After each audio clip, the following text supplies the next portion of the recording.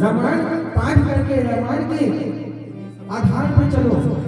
श्री राम जी ने मर्यादा पुरुषोत्तम रूप में अवतरित होकर के हमें मर्यादा का पाठ पढ़ाया है। राम जी का कोई भी ऐसा जीवन नहीं है जो मर्यादा से विहीन हो।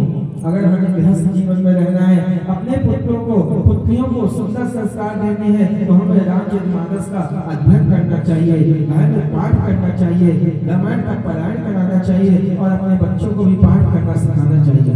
आजकल तो डिग्री हो जाती है, पर रामायण की चौपाई पढ़ते, छंद पढ़ते, दोहा पढ़ते, सोरठा पढ़ते, अच्छे लोगों से बनता है। क्यों?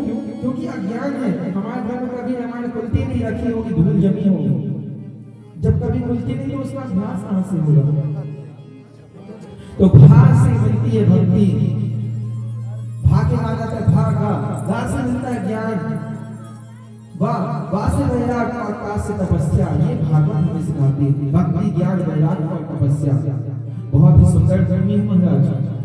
जैसे हम यहाँ पर श्रीमद् भागवत सप्ताह ज्ञान यज्ञ की कथा श्रवण करने के लिए और इस सत्संग रूपी गंगा में गोता लगाने के लिए एकत्र हुए हैं ना, ऐसी बहुत ही पावन भूमि है नैमिषारण्य तीर्थ की।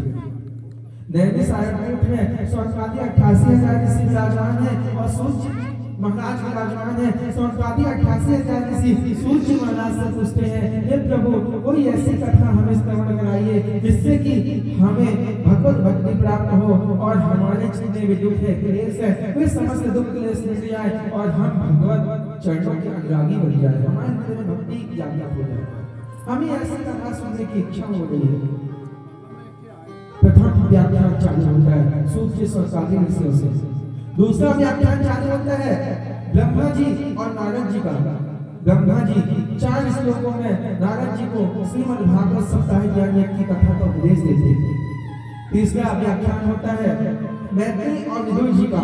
मैत्रेय जी विदुर जी को भागवत जी का उपदेश देते हैं। चौथा व्याख्यान होता है सुखदेव जी सदगुरुदेव भगवान के पास। नहीं, छोटी सी उम्र है और ये 18 सागर में 18,000 श्लोक, 4 में 18 कहने में कोई सामर्थ्य नहीं हूँ, ना मेरे पास कोई इतना अभ्यास है, ना कोई अध्ययन है। सिर्फ प्रभु के पास जहाँ से जैसा व्याख्यान करवाएंगे, जहाँ जैसे उनकी कृपा होगी, वैसे हम आपको भगवान की चर्चा, भगवान की कथा श्रवण कराएंगे। क्योंकि यह कहने का सामर्थ्य किसी में नहीं है कि प्रभु की कथा का गायन कर सके। क्यों? क्योंकि हरि अनंत, हरि कथा अनंत। प्रभु अनंत और प्रभु की कथाएं अनंत है।